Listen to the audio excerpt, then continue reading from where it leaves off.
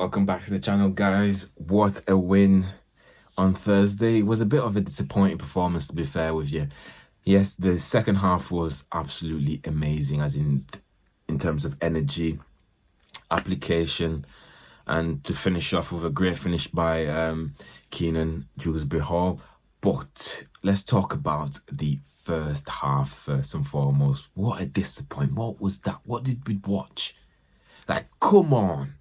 Like, I was absolutely underwhelmed. I was expecting, yes, I know they were playing a low block, a 5 and a 4 in the middle with a 1 striker, which is very, very hard to break down. Don't get me wrong, but come on, Chelsea. You can't really use that excuse. I know I've been a player myself. I know that those type of low blocks is very, very, very hard to like maneuver in little tight spaces, but we've got the players for it. We've got the Jadon Sanchos for it. We've got the Pedro Neto. They're there on the pitch. And Tyvik, he did very well, to be fair with you. So yeah, that performance in the first half, I know the team wanted to suss them out, trying to figure things out, and then made a little tweak in the second half. Shame that we had to make some changes in terms of Achimpong coming off. Not his fault, but yeah, something needed to change, and we can attack more with numbers like we did. And it obviously showed proof that we can do it, and don't be so conservative and just be open and just try and thread passes through. Yes, we're going to be open on the counter attack and in defense, obviously, when we do those type of changes, but they had practically 10 men behind the ball, so, and sometimes 11 obviously, but that is very hard, and we need to overload that space to just make them panic a little, which happened in the second half. Woo! But yeah, let's talk about performances here and individually. Jurgensen, again, clean sheet. And then in the midfield, Moises Caicedo, what a player. I keep saying this week in, week out. That player is just unbelievable. Unbelievable. That 100+ mil we paid for him. Right now, I honestly say it is worth every single penny. The way this guy just holds the midfield on his own, by the way, on his own, it's just unbelievable. So I can imagine him and Romelu when they're in the team together. Oh, don't get me started. Do not get me started. But this is exciting. This is exciting. So then there's Keenan Hall. What a performance for him, considering he gets very, very little time on the pitch. He did very well, stay level-headed, did the job, done, scored the goal. He said he practiced them every day in training. Paid off, I guess. Paid off, I guess. Who else can we talk about? Pedro Neto, yes, running, getting him in behind the line, yes.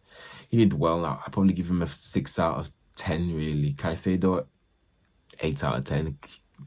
I know there's some things he needs to improve on, but yeah. Jadon Sancho, a 5. Who else was there that can really get... Trev, good performance from him. There's not really a day that Trev has a bad game, really. It's always like an average. It's not like boom up there, and it's not like boom very low.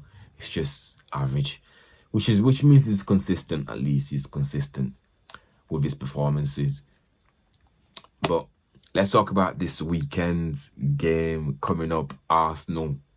Oh wow, I've been waiting for this. I've been waiting for this fixture for a long time, because I've had enough with freaking Arsenal fans.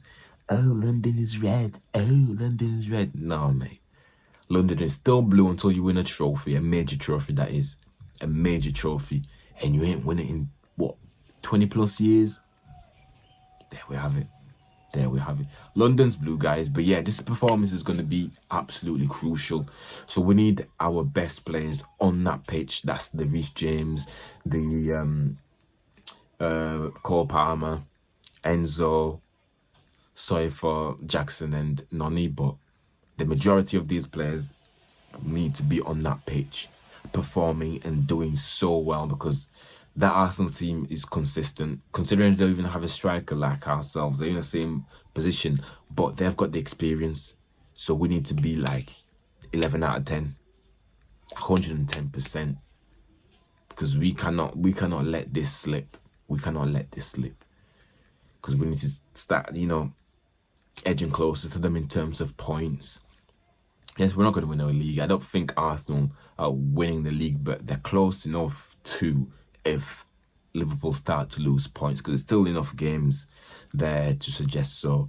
But for me, we need to, just for my pride, because I've got a lot of friends of mine are Arsenal fans, you see. And if they win it, I won't hear the end of it. Arsenal. I cannot let this come to fruition. We have to go out there and win. I think we need the same performance and same energy that we showed in the second half against Copenhagen. Yes, again, it's going to leave us open at the back. I understand that. But we need goals in order for us to then cement the defence. Once we get 1 or 2 goals, not even one. Once we get one goal, go for another. And then 2, we shut up shop. We just block everything. Get a line of, line of 6, line of 7. I don't care. As long as we beat Arsenal, that would be epic. Now, their performance as Declan Rice is a threat, running from deep into the box. He's a threat. Odegaard, although he's their best player, I don't really see him as a threat as much as Declan Rice at the moment. Saka's obviously injured, so I don't even consider him. So, yeah. Now, let's talk about the transfers. So, we've just got some news that we're signing a Portuguese winger. He looks very good. He looks really good. Really, really good. On a 7-year contract. Or was it 7.5? I can't remember. 7-year contract. But the fee is what gets me. Why is this little kid going to cost almost 50 mil plus add-ons and stuff? It just doesn't make sense, because obviously you're buying potential, but you're not buying a finished article. So that means if there was a finished article, would it then cost over 100 mil? This is what I don't understand, really, honestly. It looks really good. It will be obviously competing against Donny on that right-hand side, because there's a left-footed geezer who's going to cut in, just like Noni. But Donny, we got him for about 30-40 million. And that was a bargain, considering, because you're going to buy a kid that's literally not played as many games as Noni. He's got a potential. Yes, he's younger, he's got potential, but it's going to cost more than Noni, who had a very good season in the Netherlands. And then coming to Chelsea, performing at Chelsea. But yeah, it's going to cost, the kid's going to cost more. I don't get it. I honestly do not understand it. But nevertheless, the kid looks really good. But would he be able to compete at the Premier League level, as in terms of intensity, running back to defend, then running forward at real pace, like 100 miles per hour in humans terms, obviously, not in the car term. But yeah, running as fast as he can, relentlessly, doing a lot of sprints. He's going to be tiring on his legs. So, honestly, I'm looking forward to it. But before we get ahead of ourselves, let's focus on Arsenal. Zen. I'm ready for it.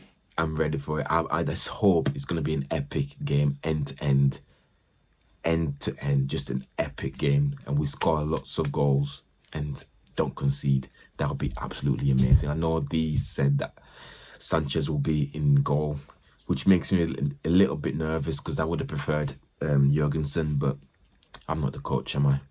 What do I know? So yeah, anyway, we have to deal with Sanchez in net. So my predicted lineup right now is going to obviously be Sanchez. Then it's going to be Trev, Colwill, and Wes, and Kukureya at the back. And then in midfield, I'm going to go with... I'm going to go with, obviously, Reece James and Caicedo, along with Enzo, Palmer, Neto, and on the left it's going to have to be Jadon Sancho. That's my predicted starting 11 against Arsenal. Tell me what you think down below, and I'll see you in the next. Boom.